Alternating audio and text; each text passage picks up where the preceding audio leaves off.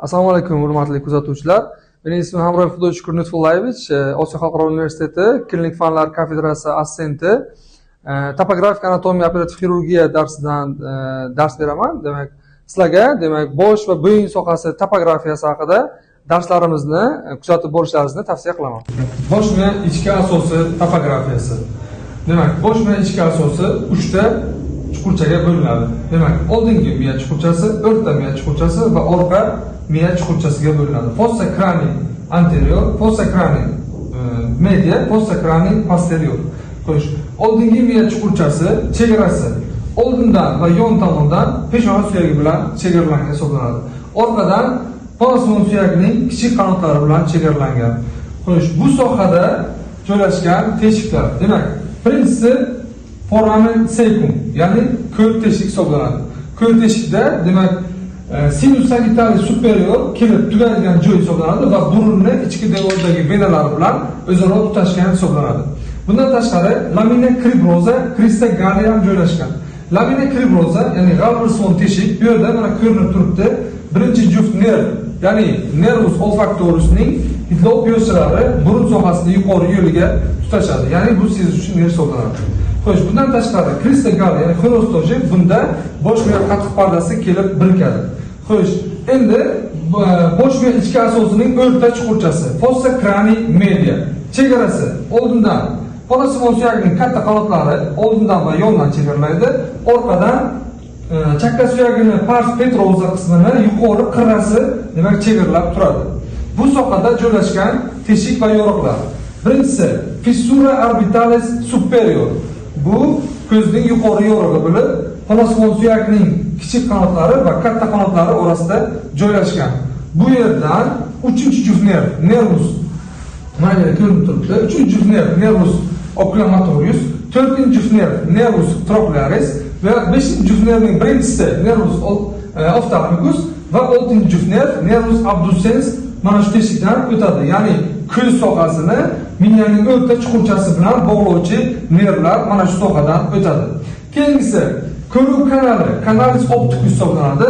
Bu kanaldan ikkinchi juft nerv o'tadi, ya'ni nervus opticus o'tadi. Bundan tashqari arteria opticus, ya'ni ko'ruv arteriyasi ham mana shu teshikdan o'tadi. Xo'sh, keyingisi foramen rotundum, mana ikki tomonda joylashgan yumaloq teshik hisoblanadi. Bu yerdan uch shoxli nervning, ya'ni nervus trigeminusning nervus maxillaris, ramus maxillaris shoxi o'tadi. Mana bu yerdan mana ko'rishingiz mumkin. Xo'sh, keyingisi ovalsimon teshik, foramen ovale. Foramen ovale mana ikki tomonda ovalsimon joylashgan hisoblanadi. Nervus trigeminusning 3-shoxi ramus ovale, ramus mandibularis mana shu teshikdan, demak, o'tadi. Xo'sh, keyingisi foramen laterum. Foramen laterum 3 ta palasimon suyak, chakka suyagini piramidsimon toshsimon qismi va ensa suyagini birikishdan hosil bo'lgan suyak teshik hisoblanadi.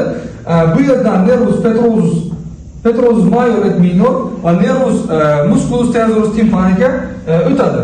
Xo'sh, keyingisi foramen spinosum. Foramen spinosum bu, demak, o'tkir teshik hisoblanadi.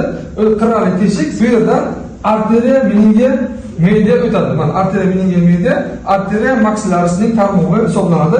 Mana shu sohadan o'tib, demak, bosh va qattiq pardasini qon bilan ta'minlaydi. Xo'sh, endi miyaning orqa chuqurchasi, ya'ni fossa crani posterior. Miyaning orqa chuqurchasi, demak, orqadan va yondan ensa suyagi bilan chegaralangan, oldindan, demak, chakka suyagining toshsimon qismini yuqori qirrasi bilan chegaralangan hisoblanadi. Xo'sh, bu yerda joylashgan eng katta teshigimiz foramen magnum hisoblanadi. Foramen magnum uzun cho'q miya orqa miyaga o'tib ketadi bu yoqdan va nervus accessoruslar o'tadi bu yoqdan. Bundan tashqari canals jugularis yoki foramen jugularis bo'yin turuq teshigi joylashgan. Bo'yin turuq teshigidan mana bu nervni ko'rishimiz mumkin. Demak, nervus glossopharyngeus 9-juft nerv, mana bu yerda ko'rinadi. 9-juft nerv, nervus glossopharyngeus, nervus vagus va nervus accessoruslar mana shu foramen jugularisdan o'tadi. Bundan tashqari vena jugularis interna ham mana ko'rinib turibdi. Vena jugularis interna ham mana shu sohadan, demak, o'tadi. Xo'sh, bundan tashqari bizda porus acousticus internus joylashgan, ya'ni ichki eshituv kanali mana bu yerda joylashgan, chakka suyagini orqa yuzasida joylashgan bo'ladi. Porus acousticus interusdan 7 juft nerv, nervus facialis, nervus intermedius va nervus vestibulocochlearislar demak kiradi. Nervus facialis bu yuz sohasiga chiqadi. Nervus vestibulocochlearisdan intermedius bu chakka suyagida eshituv yo'lida borib, demak tugaydi. Bundan tashqari arteriya vena labirinti ham o'tadi bu yo'ldan, bu teshikdan demak kiradi. Xo'sh, bundan tashqari bu yo'lda yana bitta teshigimiz joylashgan, bu canalis hypoglossus hisoblanadi. Ya'ni canalis nervus hypoglossus, ya'ni 12 juft nerv o'tadigan kanal, 12 juft nerv mana shu kanaldan, o'z nomidagi kanaldan demak o'tadi. Mana bu demak joylashgan sohasi mana. 12 juft nerv joylashgan teshik, mana bunda ko'rishingiz mumkin. Mana teshikdan demak 12 nerv o'tadi.